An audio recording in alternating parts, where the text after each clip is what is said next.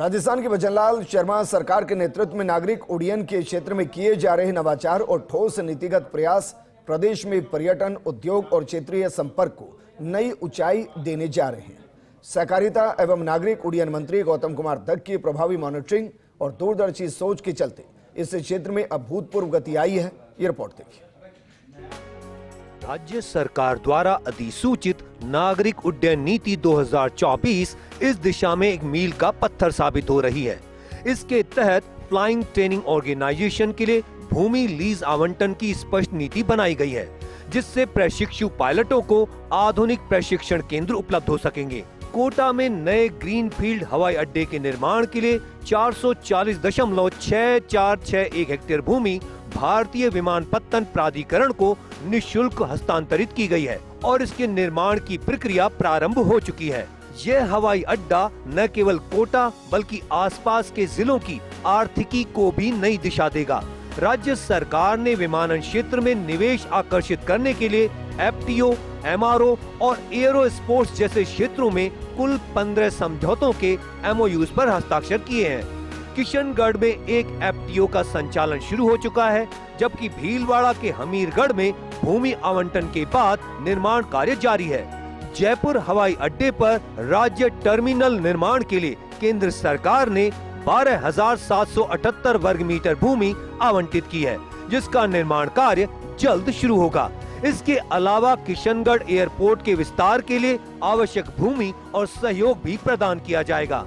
प्रदेश सरकार द्वारा तैयार किया गया रोड मैप नागरिक उड्डयन को पर्यटन विकास से जोड़ते हुए धार्मिक स्थलों और जिला मुख्यालयों को हवाई सेवाओं से जोड़ने की दिशा में अग्रसर है। भारत सरकार की उड़ान योजना के तहत क्षेत्रीय संपर्क को मजबूत किया जा रहा है।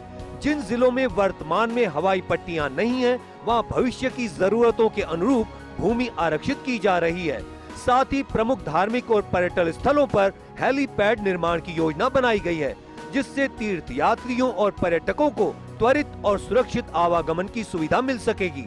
राज्य सरकार एयरो स्पोर्ट्स को बढ़ावा देने के लिए नई नीति लाने की तैयारी कर रही है, जिससे युवाओं में एविएशन क्षेत्र के प्रति रुचि बढ़ेगी।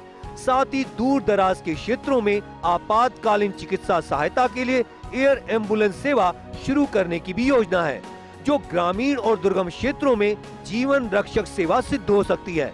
इन सब पहलुओं को मिलाकर कहा जा सकता है कि राजस्थान में नागरिक उड्डयन के क्षेत्र में उठाए गए ठोस कदम आने वाले वर्षों में राज्य को पर्यटन, रोजगार और निवेश के एक नए केंद्र के रूप में स्थापित करेंगे। प्रदेश के नागरिक उड्डयन विभाग के नवाचारों से न केवल पर्यटन बल्कि व्यापार को भी पंख लगने वाले हैं। नई एरो स्पोर्ट्स नीति लाई जाएगी। नई नागरिक उड्डयन नीति पर बहुत तेजी से काम हो रहा है। एयर एम्बुलेंस सेवा शुरू करने की बात है और पर्यटन और धार्मिक स्थलों पर हेलीपैड भी बनाए जाएंगे।